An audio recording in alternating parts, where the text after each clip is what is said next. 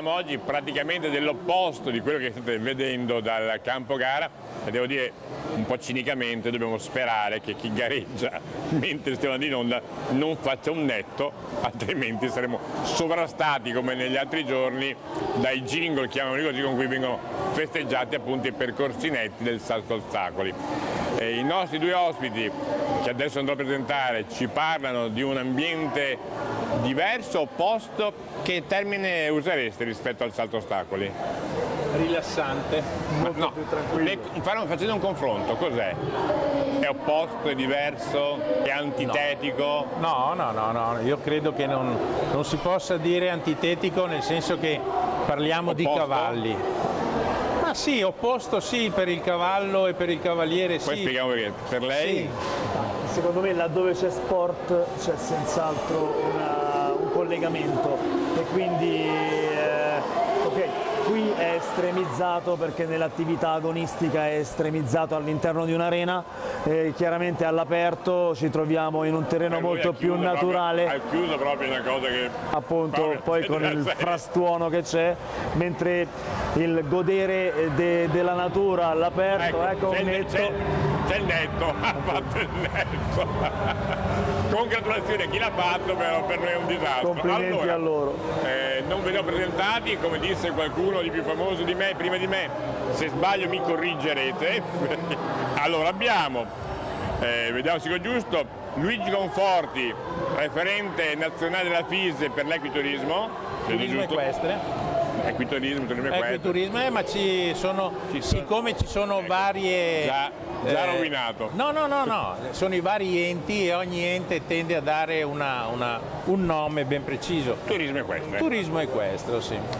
L'altro nostro ospite invece è Alessandro Cagnazzi, coordinatore per la FISI in ambito nazionale delle discipline non olimpiche. Sì, corretto, buonasera a tutti signore. Promosso. Uno dei due l'ho beccato, insomma. Discipline vuol dire più di una.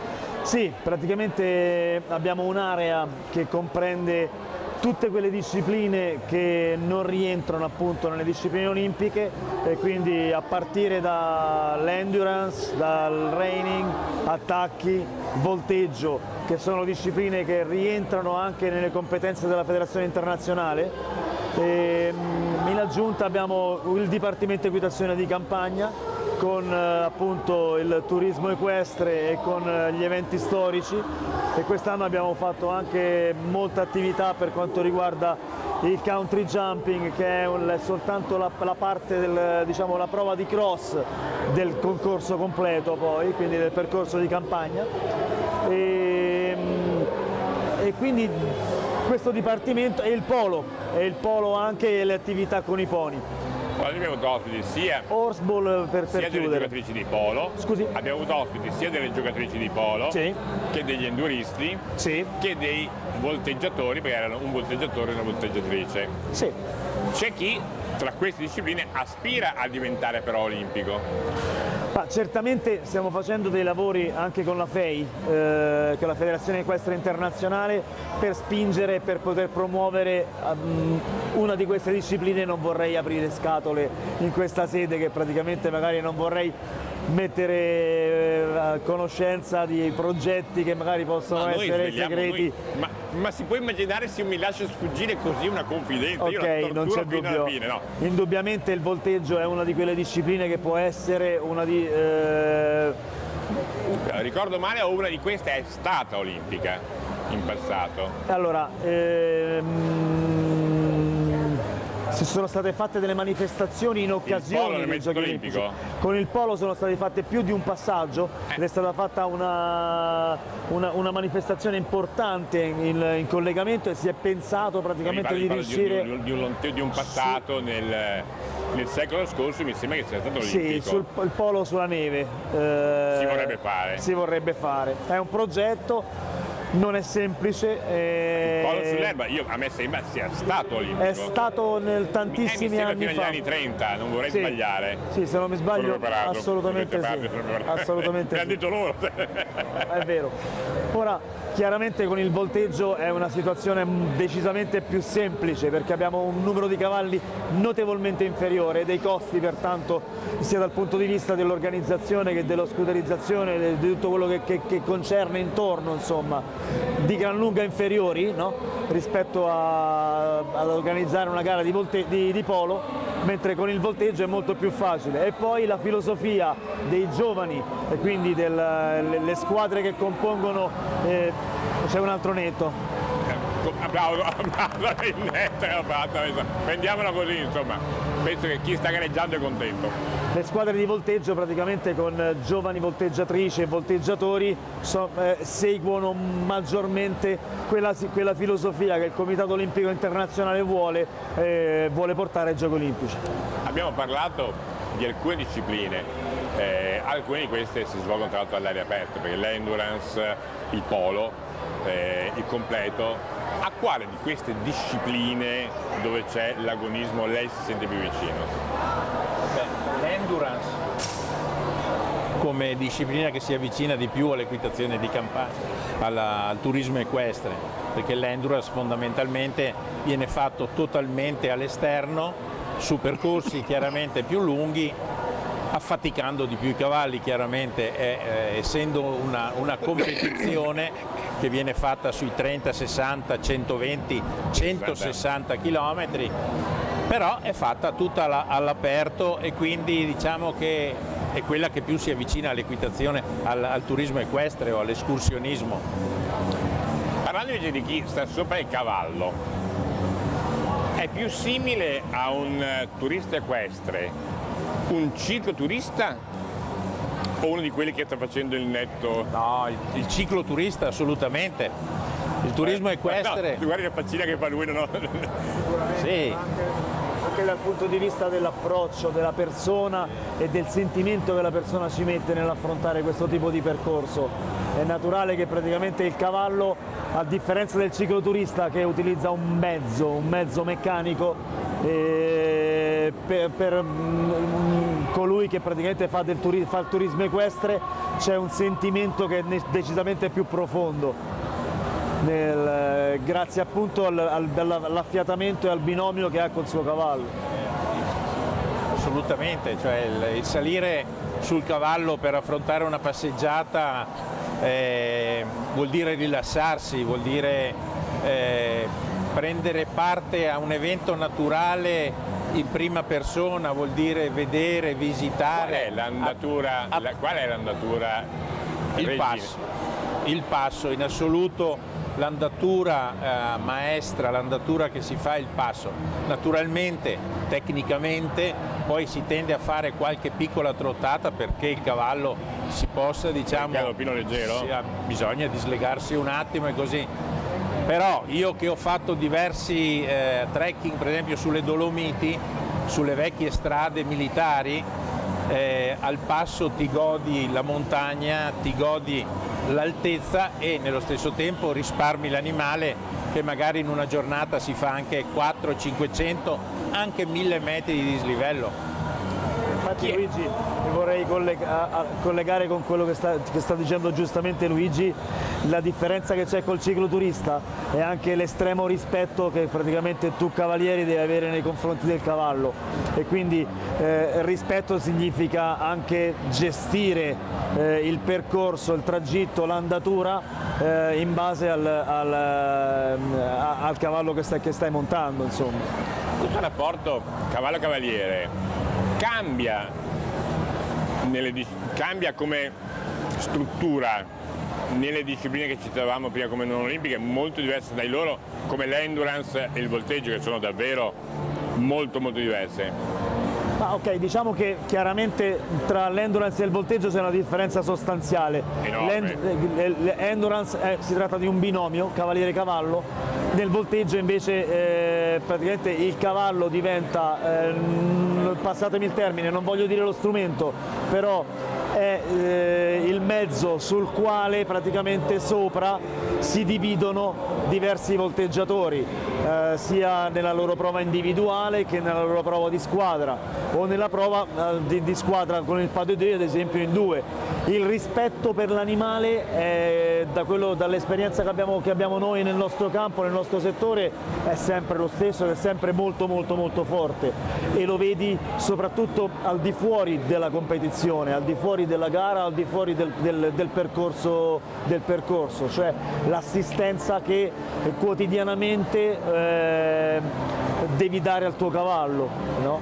E qui per prepararlo poi ad accompagnarti in un percorso di turismo o ad una gara di alto livello agonistico.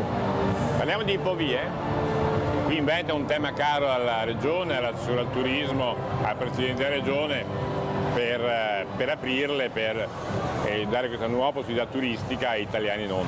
Sì, allora diciamo che parlare di ipovie è sempre molto difficile, perché sono percorsi, e lo dice il nome, destinate al cavallo. Tanto è vero che ultimamente sono entrati nuove denominazioni tipo Via Verde o Greenway, usando il termine inglese.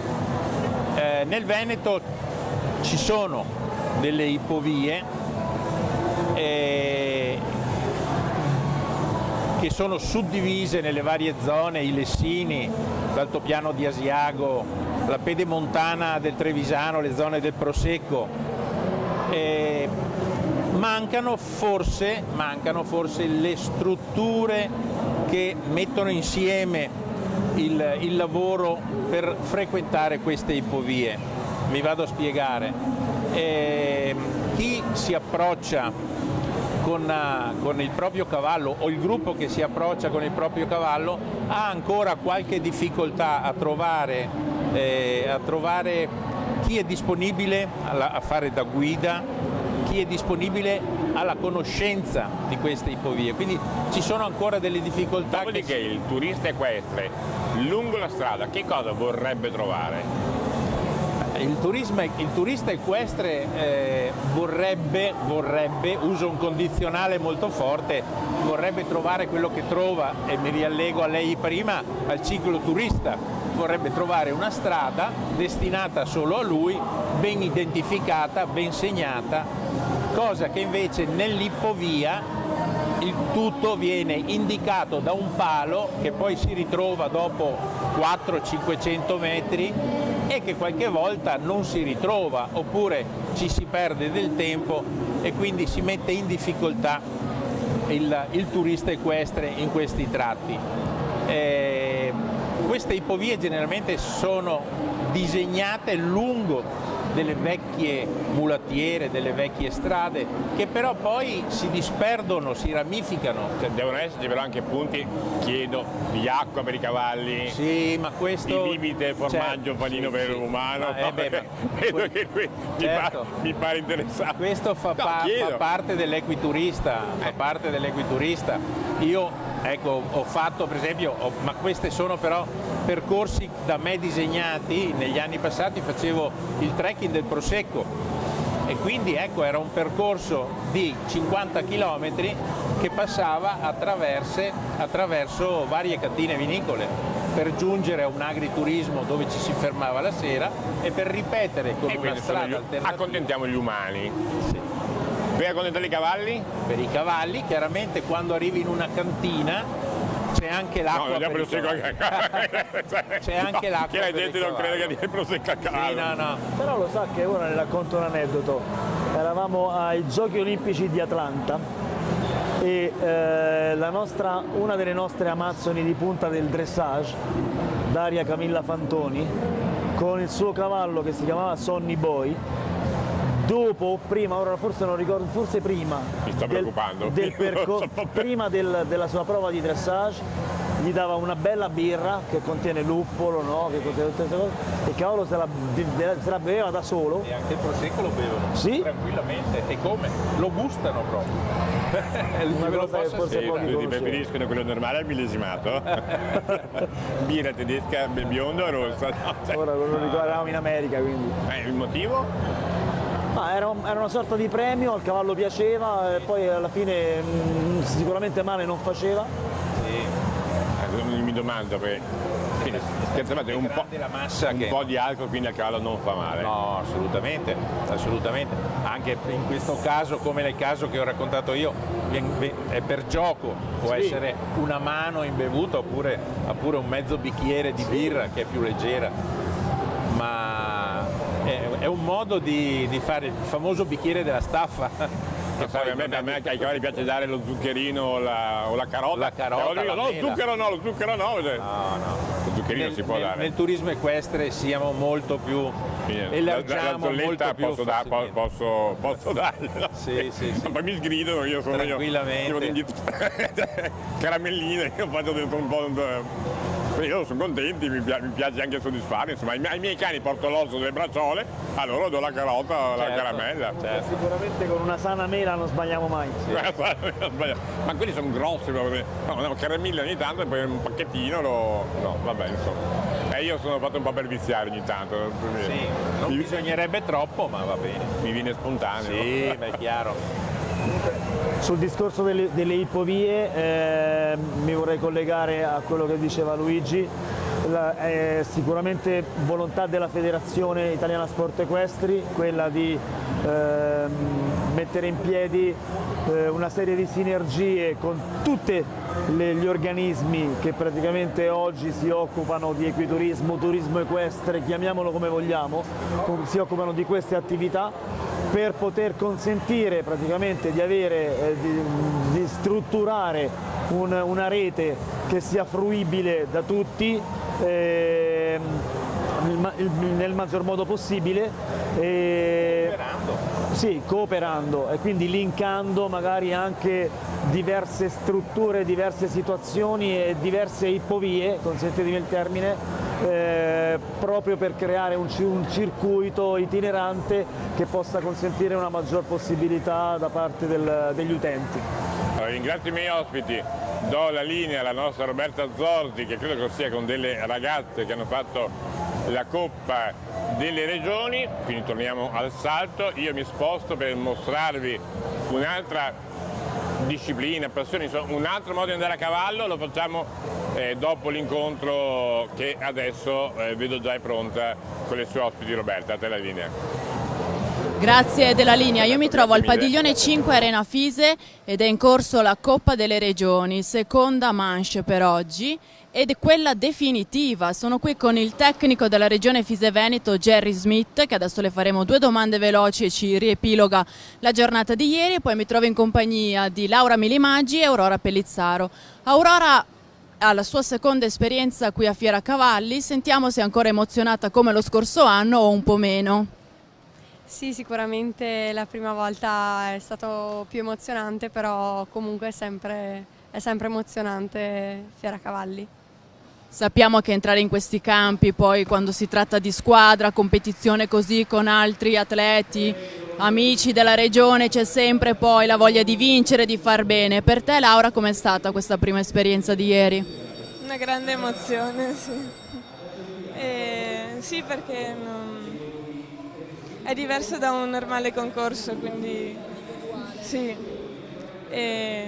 Comunque è molto più bello gareggiare in squadra. Sì. Sappiamo però che l'emozione ieri l'avevate, ma l'avete tenuta sotto controllo grazie anche alla dottoressa Giulia Elena Montorsi che vi segue molto da vicino. Voi eravate emozionate, però avete seguito i super consigli del tecnico. Sentiamo lui cosa dice e cosa ci racconterà in vista di oggi, una prima impressione così. Ma è una gara che è sempre combattuta, anche per noi tecnici è molto divertente perché c'è come al solito tanto pubblico, è un'emozione nuova, è un primo passo per entrare nel professionismo vero ed è quello un po' il nostro obiettivo. I ragazzi stanno lavorando benissimo, è tutto l'anno che facciamo delle sessioni di training insieme, li seguo da tutto l'anno e vabbè, adesso vediamo se riusciamo a portare a casa qualcosa di bello. Non diciamo nulla, vi aspettiamo dopo al padiglione 5 allo stand Fise Veneto e veniteci a raccontare come sarà andata oggi. In bocca al lupo. Siamo usciti dal nostro set per raggiungere Manio, che ha un cognome un po' pericoloso, sono inquietato, Sbrana. Sì, è un po' inquietante il mio cognome, però poi chi mi conosce impara che non sono poi così. Ecco. Ci sono tanti cani in giro, non vorrei mai che fosse, non so se si possono vedere gli amici a quattro zampe, ci sono gli Australian Cattle, non vorrei mai fosse un presagio per... Sì, no, in effetti no, sono bravi anche i cani, anche perché quindi cognome cani tutti bravissimi qua. Tutti tranquilli. Parliamo di una disciplina un po' particolare, che si chiama? Reining. E consiste nel? È una disciplina che nasce negli Stati Uniti intorno agli anni 60 e mette insieme diciamo, le caratteristiche di un cavallo nell'eseguire manovre molto veloci, molto precise e anche molto, diciamo... Anche la mosca era buona, non sbranava. Vabbè, c'era anche quella. e quindi diciamo, negli anni 60 è nata questa associazione americana che che ha fatto diciamo, una serie di eventi che sono stati prima settoriali all'interno degli Stati Uniti e poi si è allargata poi anche tutto a livello mondiale, dove sono nate le varie associazioni europee, se non più che tedesche, se non più che diciamo, australiane o un po' tutto il mondo. Tanto che ha portato anche la FEI a riconoscere questa disciplina intorno al 2000 come una delle discipline FEI per i campionati, per i WEG, i campionati del mondo. Allora, giusto per fare una pessima figura, non l'ho chiesto prima, guardavo un po' delle immagini, ma immaginavo fossero quarter, in realtà che cavalli sono? Sono quarter in effetti, sono quasi tutti quarter i cavalli da reining, il libro genealogico sono quarter e paint diciamo, ma di genetica di base sono quasi sempre tutti quarter. Non ci sono mezzo sangue anche? Ma qualche mezzo sangue c'è anche stato, perché il reining comunque non è un'associazione di razza, ma è uno sport, quindi possono essere usati cavalli, diciamo, di parecchie razze, anche se ormai è molto legato all'aspetto allevatoriale il reining, quindi ci sono programmi di allevatori dove ci sono legati talloni, fattrici che promuovono questo tipo di disciplina, perciò per partecipare a determinate gare bisogna fare parte anche di un programma allevatoriale. Invece se io aprissi il sipari alle nostre spalle, che cavalli trovo? Beh, troviamo dei cavalli quarter da reining che stanno facendo gare qui a Verona. Il ce li mostrerebbe? Ma certo, volentieri. Allora, andiamo verso, aspettiamo, diamo la possibilità al collega che ci rende visibili di anticiparci in modo che entriamo in questo spazio che... Esatto, questa è la scuderia, diciamo, dove vengono scuderizzati i cavalli in questo evento. Prima di cavalli partirei dalle vedo che ci sono le selle. Sì. Che tipo di ci giriamo via, che tipo di sella si usa? Beh, allora queste sono selle americane che nascono dalla tradizione del cowboy americano, che poi sono state un po' rivisitate dal punto di vista tecnico, sono state alleggerite, modificate per, diciamo, per migliorare gli assetti. Sono molto specifiche. Me ne un po' così, sono quelli Tex Wheeler o di John Wayne? Diciamo tutti e due un mix insieme.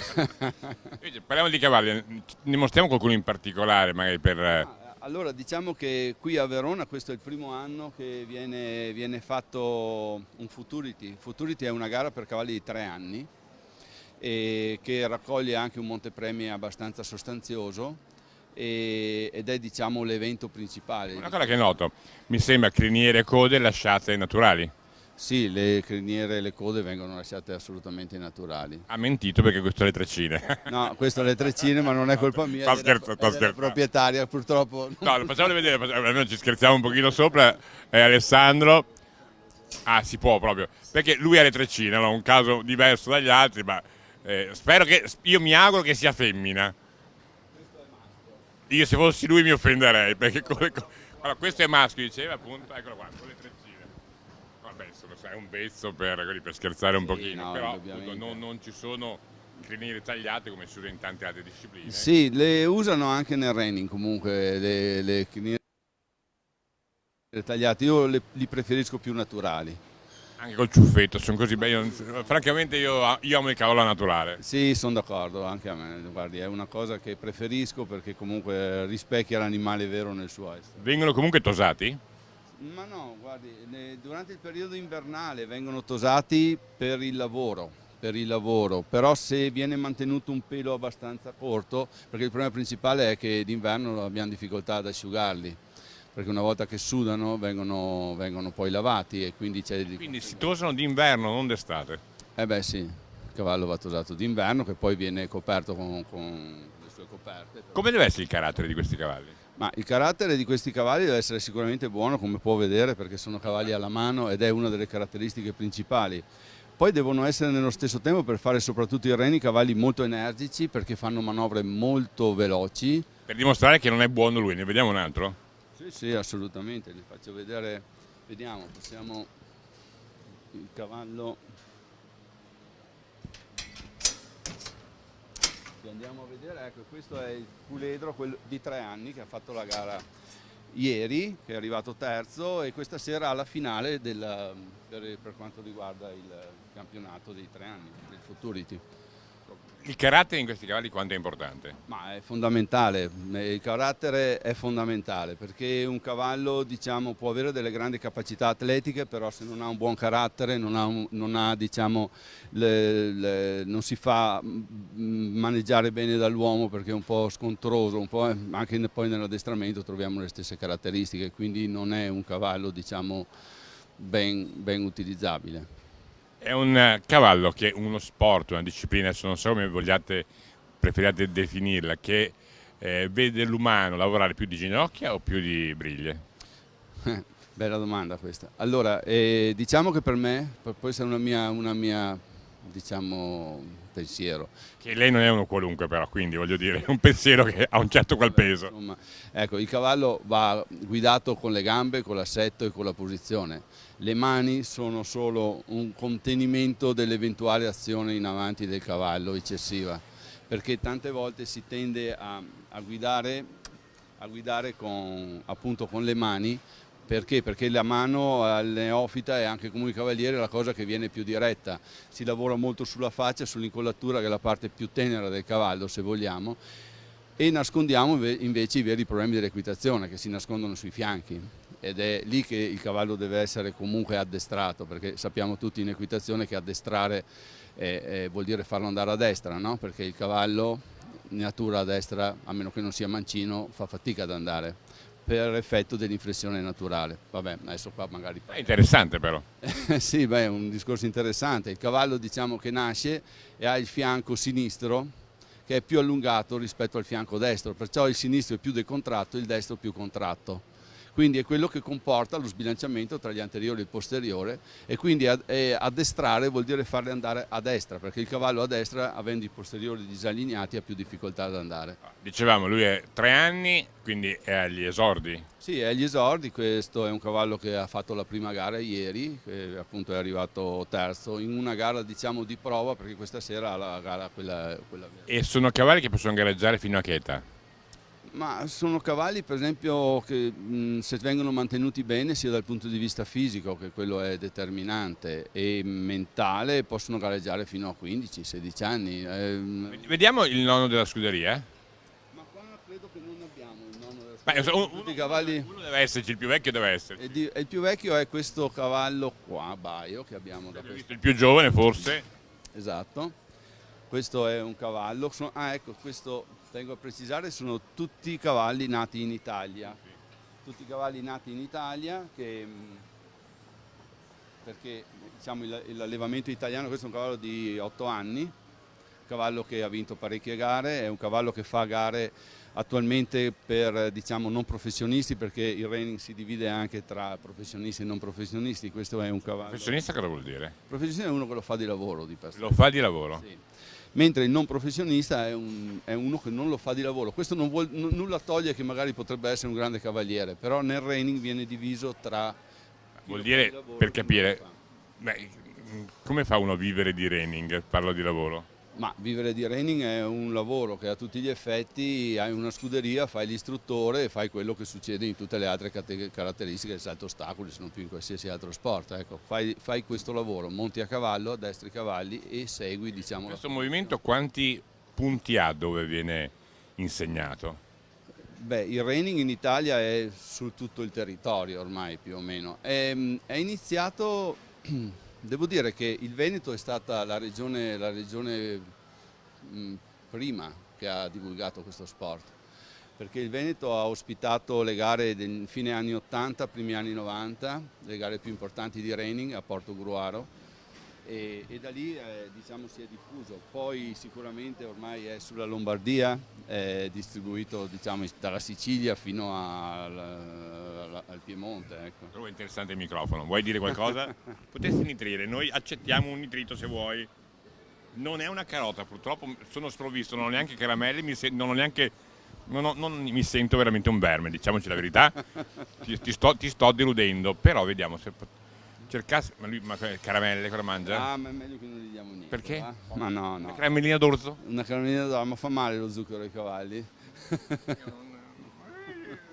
Io ti capisco, adesso ho capito perché, io ti capisco, poi Però di nascosto. Anche dare le caramelle vede che sono buoni. Ecco, sì, no, sono tutti bravi alla fine. I cavalli basta trattarli bene, dargli mangiare le cose giuste.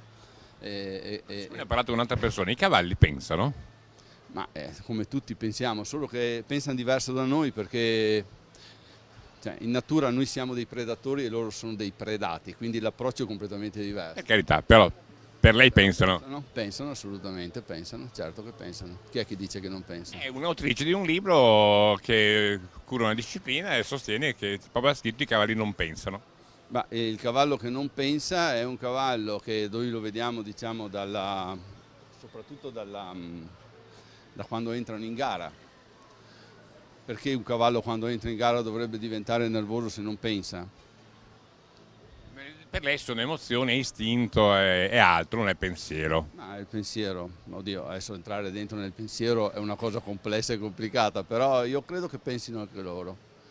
E allora con questo salutiamo questo nostro ospite che ci ha permesso anche di conoscere alcuni dei suoi cavalli, una disciplina diversa, e speriamo di potervi vedere in azione o prima o poi, perché deve essere credo molto bello, anche perché servono degli altri animali. Non ho capito. Servono anche degli altri animali? No, perché? Pensavo che li provaste anche magari sulle mande, cioè faceste... Questi quarter fanno anche quello, difatti qua ci sono gare che, tipo il cutting, il team penning, che usano le mandrie, che fa parte proprio del lavoro dei vecchi. Mentre voi questi cavalli proprio... È un lavoro in piano. È il lavoro in piano, fanno i cornuti non li incontrano. I cornuti qua non ci sono, non li voglio. Tutti mogli fedeli. Esatto, sì, se spero. Grazie mille, allora torniamo in studio.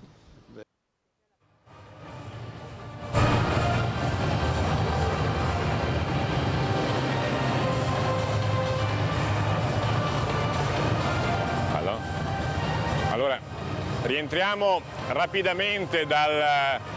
No, ferma. Passi pure, no, guardi, passi pure, siamo in diretta, passi pure, così facciamo. No, passi pure, prego, passi pure, siamo in diretta, no, non siamo ancora in studio, tranquillo, siamo arrivati, sì, scusate, un po' di confusione. 5 ospiti, 4 mi sono indifferenti, uno mi è molto simpatico, lui. Allora, insomma, arriviamo da uno stand con gli Australian Cattle Dog, troviamo invece un Border Collie, insomma, sono parenti, vagamente, stesso gruppo 1 della FC. Ciao, come ti chiami? Ciao. Ciao. Mi chiamo Aaron. Ciao Aaron. Ed è con colui che non si presenta, perché io, come si chiama? No. Prima di chi è lei? Lei chi è? Io mi chiamo Cecco Gianfranco. Ma si è qualificato come ospite? Proprietà ospite di Mauro, che è il mio presidente, è il presidente di Natura Cavallo. Benvenuto. Grazie. Ospite ospitante dell'ospite ospitato, piacere averla con noi. La divisa già dice cosa rappresentano, appunto, Natura Cavallo, che è un'associazione che ha quale mission? Cultura, gastronomia, ambiente tramite il cavallo. Gastronomia. Noi è 30 anni, l'associazione quest'anno compie 30 anni e la mission è sempre stata valorizzazione e riscoperta della cultura, gastronomia e dell'ambiente tramite il cavallo. Noi facciamo turismo equestre, prima turismo e poi equestre. Prima turismo, il cavallo per noi è un compagno per fare turismo. Quanto è importante il cavallo? Il cavallo è importantissimo perché è il nostro compagno, l'amico fedele, l'amico fidato. Se vogliamo sono le nostre gambe, perché con le gambe del cavallo noi possiamo essere liberi di vedere e di gioire con la natura. perché lui guarda dove mettere i piedi, noi siamo liberi di guardare la natura e di vivere il territorio e il paesaggio. Ospite di Mauro, il cane viene anche lui? Il cane ci segue come sempre a cavallo, è sempre libero, l'ho addestrato io a seguire gli ordini, destra, sinistra del cavallo, fermo, se dobbiamo attraversare qualche strada lo fermo, quando passano i cavalli passa anche lui. Devo dire che la cantina è piena di cani e loro vanno in scuderia, a turno vanno in scuderia. Da questa parte invece abbiamo Menegazzi. Bravo. Ce l'ho scritto, non è che voglio dire, cioè sono particolarmente bravo perché ci siamo appena conosciuti e lei è nella Pisa Evento capo dipartimento di equitazione di campagna. Equitazione di campagna. E quindi loro sono i suoi sottoposti? No, siamo due cose diverse, collaboriamo molto. Perché io con loro. Voi non fate parte di Fise? No. Nessuno è iscritto. Siete dei ribelli? No, siete degli noi facciamo turismo equestre, loro fanno equitazione di campagna. C'è una leggera differenza. C'è una leggera differenza. Che però è fondamentale. Faccio un esercizio di... Perché presento l'ultimo e poi vediamo adesso poi mi spiegate la differenza che diventa difficile. Allora aspetti che non voglio sbagliare, lei è? Agostino Vignaga e lei ha un centro ippico con agriturismo. Certo, sì. Quindi può accontentare sia gli umani che i cavalli. Con i cavalli mi trovo molto meglio. Se arriva l'umano a cavallo. Diciamo che la mia azienda è impostata che c'è la corte padronale, vicino c'è la scuderia e poi gli alloggi sono più lontani, quindi... Ma se arriva l'uomo a cavallo, sistemate sia l'uomo che il cavallo? Certo, sì. E il cane può dormire in camera? Sì, Non me lo lasciano fuori, è già qualcosa. Allora, vediamo questa differenza di lana canina, perché caprino non c'entra, tra, abbiamo detto, turismo equestre, equitazione di campagna e turismo equestre. Vediamo allora la differenza. Noi facciamo, come dicevamo, turismo equestre. Il nostro andare a cavallo è proprio per riscoprire la natura, la cultura, il territorio. A voi piace riscoprire la natura e la cultura? L'equitazione di campagna è divisa in alcuni altri settori. Noi abbiamo il turismo equestre anche noi, però da noi c'è anche l'orientamento, fino a poco tempo fa c'era il cross. Loro si perdono senza orientamento. No, loro fanno solo questo, perché loro sono avvocati per fare questo. La FISE, essendo una federazione sportiva, quindi abbina sia il turismo equestre, dove anche noi amiamo andare, come diceva prima Conforti, le trekking del Prosecco, ci fermiamo nelle cantine vinicole, facciamo turismo con il nostro compagno cavallo, però noi facciamo anche dell'attività, diciamo, fra virgolette, agonistica, che è l'allentamento, che è il jumping, il cross, insomma. Quindi è un po' più complessa la nostra attività. L'equitazione di campagna è un contenitore dove dentro ci sono altre cose, oltre che il turismo equestre. Mediamente il turista equestre, quanti anni ha? Il turista equestre in questo momento la media è abbastanza elevata, perché arriva dal boom degli anni 80-90 e si sta portando avanti. È un difficile ricambio sul turismo equestre, anche perché è una questione anche ultimamente economica.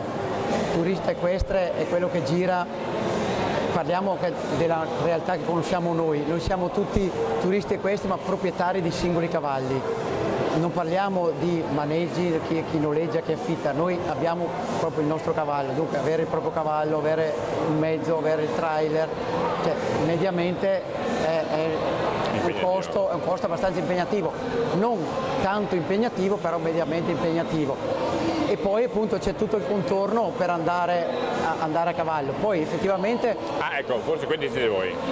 Sì, dopo effettivamente magari anche dalle immagini si vedono, abbiamo anche i figli, i nostri soci vanno dagli 8-10 anni anche agli 80 anni, dunque c'è un po' tutto, però se la media può essere sui 40-45 anni.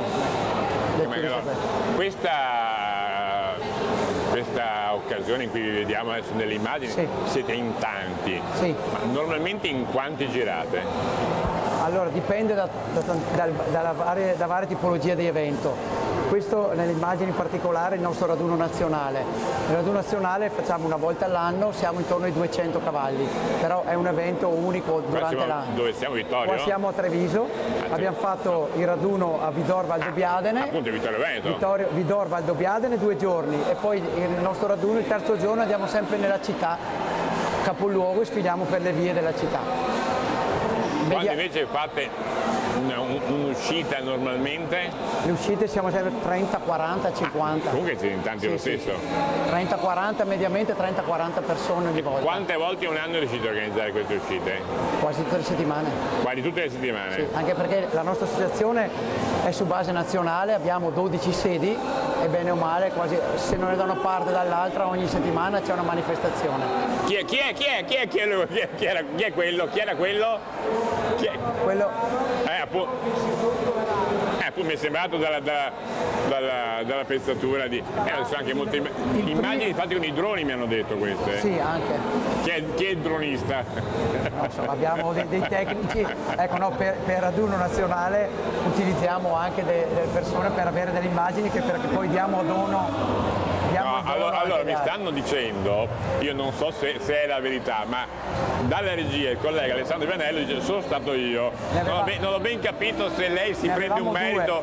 Ne avevamo 2, noi avevamo il nostro e poi sono venuti loro quelle a fare belle il loro servizio. Quelle belle sono le loro. No, le belle sono le loro. Siamo in casa qua, le belle sono le loro.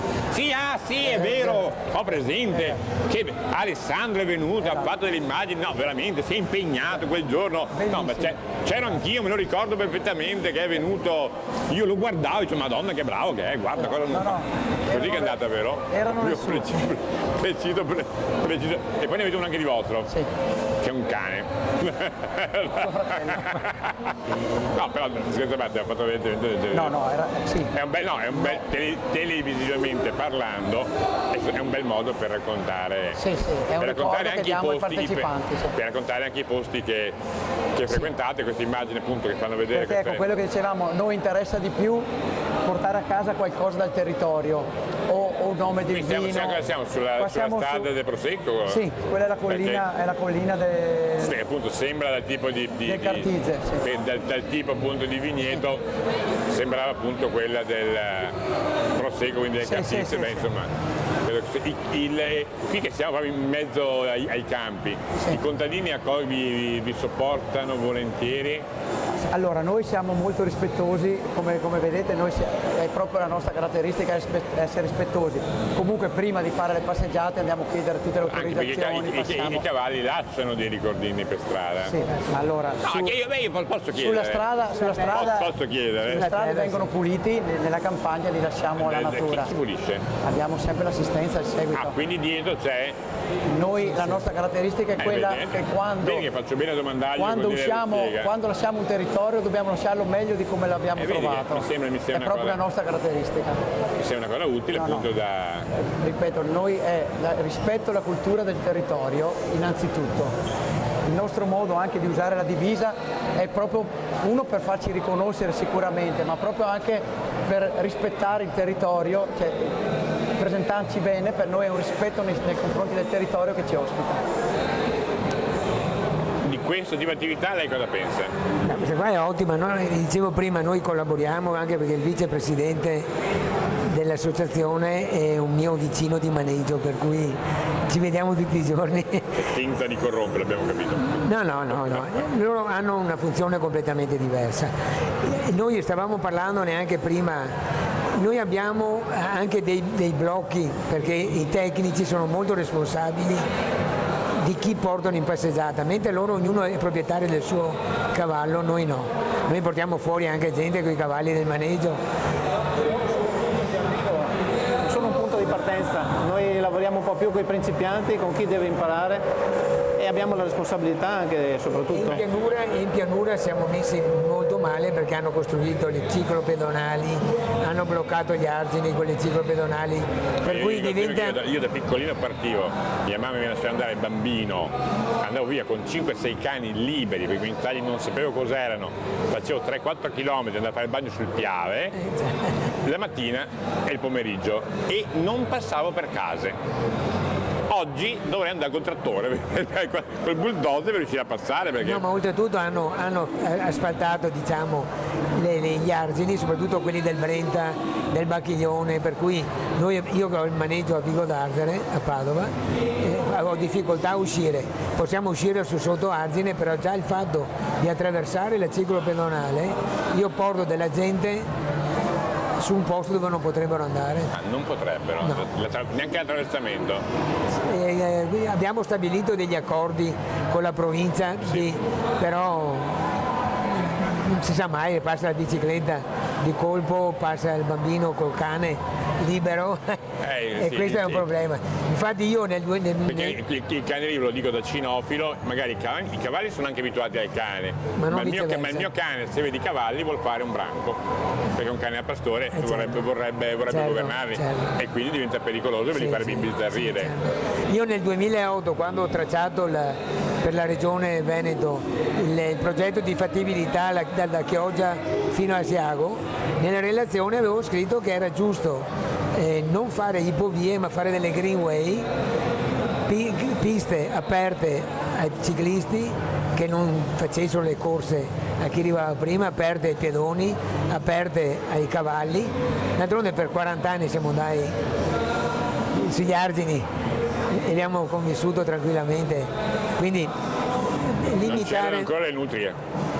Non c'erano ancora le nutrie. Da noi sul Brenta poco. Qui invece abbiamo, credo... Io sono io.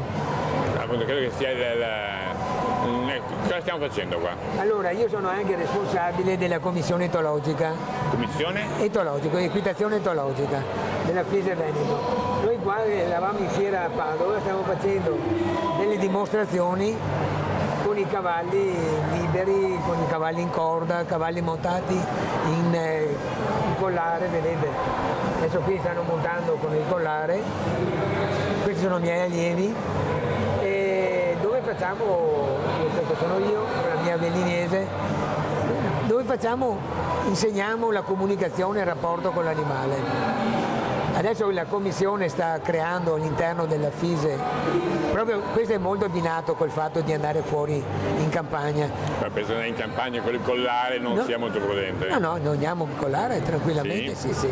Io vado fuori con la mia Condor, quella di prima, a piedi, con il cavallo libero, come se andassi via con... tranquillamente. Lei quando gli dico andiamo, viene via. Per cui sì, l'addestramento è uguale, l'importante è, come diceva prima lui, di non avere il cavallo come un mezzo che obbliga a fare, ma come un compagno con cui condividere un progetto. Per cui noi condividiamo con il cavallo il progetto di andare in capezza, di andare in collare. Noi non usiamo imboccature, non usiamo speroni, basiamo tutto sulla comunicazione del corpo, per cui in passeggiata anche abbiamo cavalli molto più tranquilli.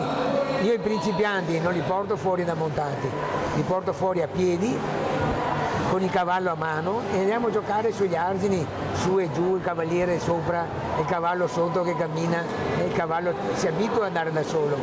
E io dico sempre, noi dobbiamo camminare non davanti al cavallo, ma dobbiamo camminare di fianco al cavallo, perché quando siamo montati è il cavallo che è davanti, non siamo noi. Per cui noi non dobbiamo abituare... Dobbiamo camminare spalla contro spalla, esatto, come una bella amorosa. Quindi fare questo, e questo è molto abbinato al fatto di fare equitazione di campagna, fare equitazione etologica. Dopo noi adesso nella FISE la stiamo applicando anche al salto, al dressage, la stiamo applicando a tutti gli sport, infatti a gennaio parte un corso di abilitazione per i tecnici che durerà 9 mesi a step, dove noi abilitiamo i tecnici ad avere la denominazione di Horsemanship Center. Horsemanship vuol dire equitazione naturale, uomini di cavallo di equitazione naturale, etologica. Per cui un po' alla volta adesso all'interno della federazione stiamo portando avanti questo, partendo dall'equitazione di campagna. Sono discorsi che le piacciono? O da qui si sente lontano? No, Allora, non è che siamo lontano perché il rapporto col cavallo, il rapporto con l'animale, tutto aiuta, la comunicazione aiuta sempre, soprattutto quando si è in campagna, il rapporto e la fiducia con l'animale è fondamentale perché ci si può trovare in situazioni ed eventi imprevisti, dunque avere il cavallo alla mano è una cosa essenziale, fondamentale. Poi da parte nostra appunto interessa di più il vivere il cavallo sì in modo naturale ma montato e viaggiare, fare attività non sportiva ma attività turistica. Nel vostro gruppo mediamente i cavalli che età hanno? Ma c'è di tutto. Noi allora appunto nel nostro, essendo proprietari di cavalli, noi non guardiamo la razza del cavallo, non guardiamo l'età del cavallo, non guardiamo la monta, se monta l'inglese, monta l'americana, ma è proprio ognuno il cavallo che la appassiona di più, il tipo di monta che la appassiona di più, l'età logica che va. Qui siamo tra Via in Centro e Piazza Duomo. No, qua siamo a Valdobbiadene. Ah, Valdobbiadene, perché ho sbagliato, chiedo scusa, sì. Ho visto le colline. Siamo passati anche dalla piazza Valdobbiadene. Sì, è vero. E poi a destra in fondo prosegue la strada del abbiamo Prosecco, ringraziato il dove sindaco. C'è la villa dove fanno la monta del Prosecco. Quindi state andando verso la villa dove fanno la villa. Esatto, dove fanno. Prosecco. Adesso da lontano avevo confuso il colonnato di Valdobbiadene con quello del Duomo di Treviso. Molto bello perché si abitua la gente ad avere un rapporto migliore con gli animali, no? Cioè, che il cavallo... Vogliamo fare la doppia, dobbiamo vivere, i nostri soci prima devono andare a vivere il territorio, però come diciamo dopo dobbiamo andare a ringraziare il territorio e allora entrare nei paesi, entrare nelle città può essere da un lato meno bello perché dobbiamo fare l'asfalto, dobbiamo andare nella città, però è un ringraziamento al territorio e poi viaggiare fare anche in città è un'opportunità unica perché vivere la città al passo del cavallo non è che capita tutti i giorni. Dunque anche quello comunque è un'altra opportunità che diamo ai soci, ma soprattutto è per un ringraziamento al territorio e far conoscere ai profani che esiste anche il mondo del cavallo e del turismo. La partenza per poter parcheggiare 30-40 mezzi, dove partite di solito? Che aree o ci appoggiamo di centri ippici o delle aree già attrezzate o dei campi, comunque è già tutto organizzato a monte, non è che arriviamo... No, ma dobbiamo dare uno spazio. Sì, ma basta un prato, un parcheggio, arriviamo con i trailer, con i carrelli, scendono i cavalli. Trailer sono occupano spazio. Sono come 50-60 macchine. Per la macchina e i trailer. Io 30-40 sono come 50-60 macchine, insomma, dopo si trova. Tendenzialmente anche noi ci appoggiamo ai centri ippici perché noi siamo tutti proprietari di cavalli, però siamo complementari ai centri ippici che insegnano ai ragazzini, i centri ippici che insegnano alla gente che ha piacere di andare a cavallo. Sono tutte persone che lavorano assieme a noi, dunque noi quasi sempre ci appoggiamo a un centro ippico se possiamo andare assieme, se possiamo fare le cose assieme, mangiare o arrivare presso un centro ippico è la cosa fondamentale, altrimenti troviamo anche degli spazi, campi, parcheggi. Questo secondo me è molto importante, cioè il fatto di girare per le città.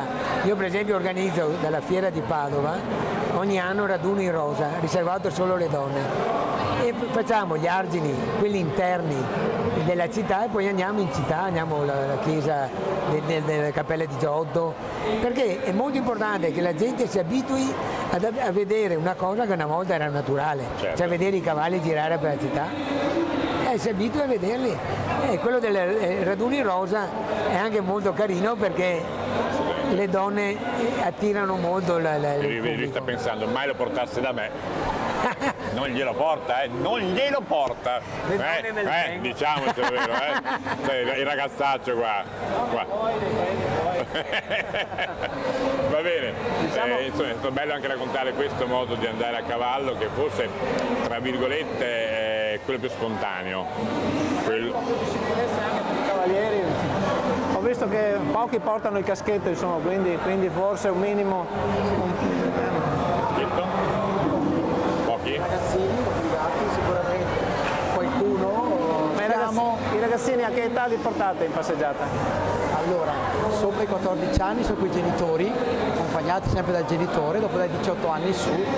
Quindi quindi sotto i 14 anni voi li portate con i genitori?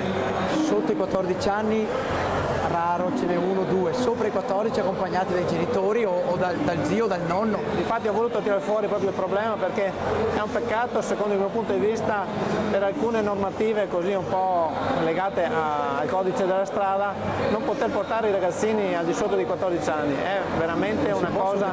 Scuote la testa, perché? Io penso che già si fa fatica con il cavaliere adulto che non è molto esperto, se c'è una situazione particolare di disagio, un attraversamento difficile. Un ragazzino di 8, 9 anni, 10 anni è difficile che abbia la capacità di rimanere freddo e controllare la situazione. Abbiamo anche una nostra caratteristica, sono passeggiate, cioè noi facciamo passeggiate, vuol dire tutto al passo, noi facciamo 25-30 km ma tutto rigorosamente al passo. Non facciamo trotto, non facciamo galoppi, tutto rigorosamente. Quando siamo in compagnia noi è tutto rigorosamente al passo. Assolutamente. Si chiamano passeggiate. Noi, mio figlio e chi lo portava, dietro di me è scivolato giù da un argine al passo col cavallo. Vabbè, è uno sport difficile.